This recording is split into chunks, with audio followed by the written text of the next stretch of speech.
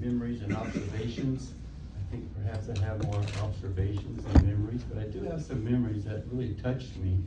You know, there's always things that God puts in our life that touches our heart, affects you, makes you think deeper thoughts about the things of the Lord. And being here with Dennis, and then going through his death and all, it's quite touching. Concerning his house and some of the mess, give him a little credit there. Dennis was coming to church as regularly as he could. Some days he was not feeling well enough to come. And when he did come, he was shuffling pretty badly and not able to walk real well. He was complaining about his back hurting. Every time on my back's hurting really bad. Using a cane. Asking him about his doctor's report because he went to have it checked, and he was, he didn't want to say to him. He said, "Oh, they haven't figured it all out yet," or something.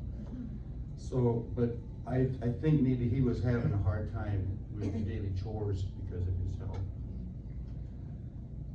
Dennis was faithful at church here at Palmcroft as much as he could be here, and when he came back after COVID and I got to be in charge, which is kind of funny, but I asked Dennis what he wanted to do. You want to come up and lead us singing? And he didn't. And he was having at that time, even I think, a problem with his voice, and his voice was getting gravelly. And we recognized him still the vice president, but he didn't want to come up and do officiating, so we let Kay do it all.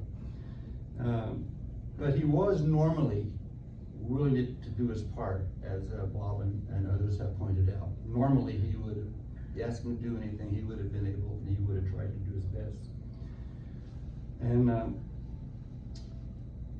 his thoughts during discussions, when we had some questions and answers, or he was including his thoughts on our studies, were always right on, always good, always very biblical. He showed a keen love for the scriptures. And I had the privilege of going to the hospital to visit Dennis. In fact, I was the only one, because there were circumstances that kept others from going. They would only allow one person per day because he had COVID, and that was for only 30 minutes. And then people that I asked otherwise, would you like to go see Dennis, could you go? There was always a really legitimate reason why they couldn't go, including they were sick. And so it ended up that I was the only one that ever did go to see him in the hospital, which I count that a privilege and an honor, although it was very hard for me. The first time I went to see him, his, I had to put on a plastic apparel, a mask, the shield. I mean, it was like I was going to the moon or something.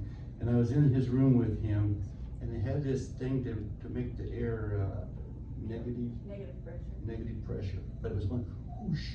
So here he was having a hard time talking, and I had all this stuff on, and I was trying to hear him.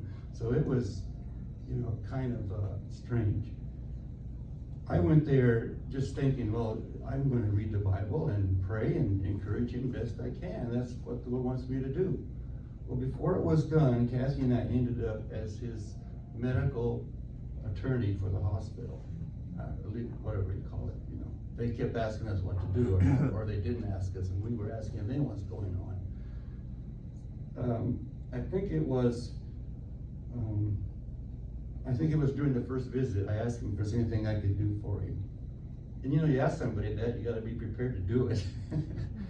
He asked me to go to his house and get his Bible. And I'm like, well, how do I do that, Dennis? He says, well, I have a neighbor that has the key because he has drove my car home, and that was Jim Matthews here. And I said, okay, I'll go and try to find it. How will I find it?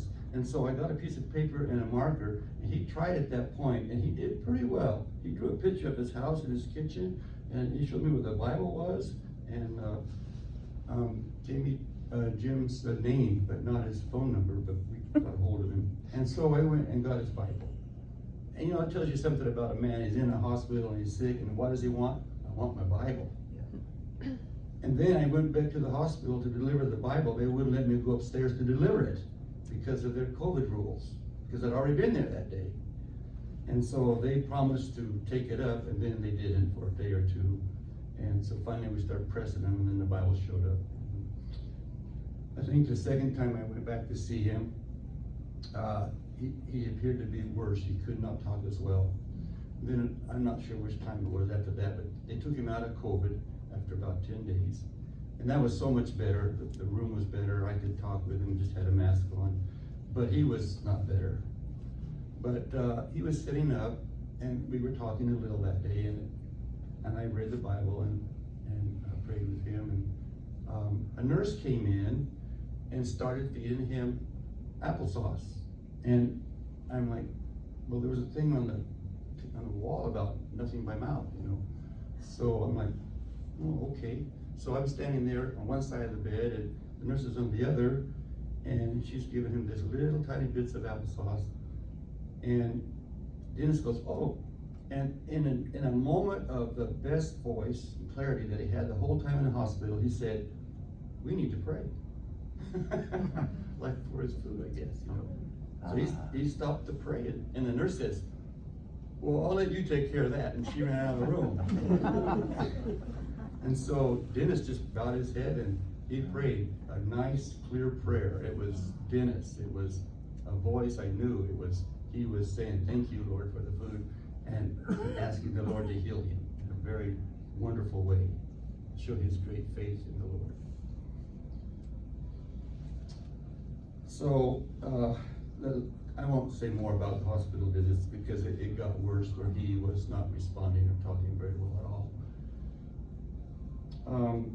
But when we visited his home, like the Bechtels have mentioned, I'm proud to say that his display of stuff showed he loved God, that he loved Jesus. His books, his magazines, his everything that was consuming him in his last days appeared to be the Lord and the Bible.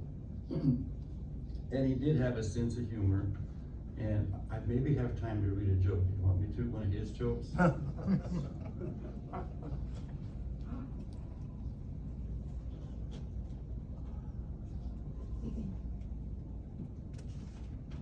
I'm not sure I should do this, but go ahead. I do it anyway.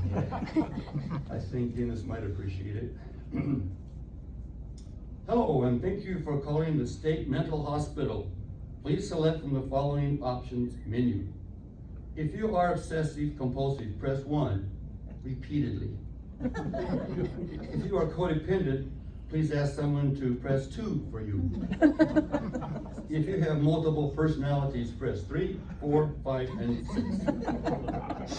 This was Dennis's humor. This is the stuff he loved. If you are paranoid, we know who you are. We know what you want. Stay in the line so we can trace your call. If you are delusional, press 7, and your call will be forwarded to the mothership.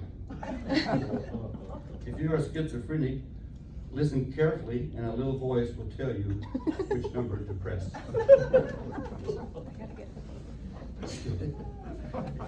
If you are a manic depressive, hang up. It doesn't matter which number you press. Nothing will make you happy anyway. If you are dyslexic, press 9696. If you are bipolar, please leave a message after the beep, or before the beep, or after the beep. But please wait for the beep. If you have low self-esteem, please hang up. Our operators are too busy to talk with you. That's the next one I'm not going to mention. If you are blonde, don't press any buttons. You'll just mess it up. Sorry, blondes. If you have short-term memory loss, press 8. If you have short-term memory loss, press 8. If you have short-term memory loss, press 8. Well, that's kind of ridiculous, and I hope I didn't offend anybody, but that was Dennis's humor. Maybe he would appreciate us having a laugh on his jokes this morning. You know what? He's a whole lot happier than any of us right now. Not just laughing at jokes, but happy to be in the presence of the Lord.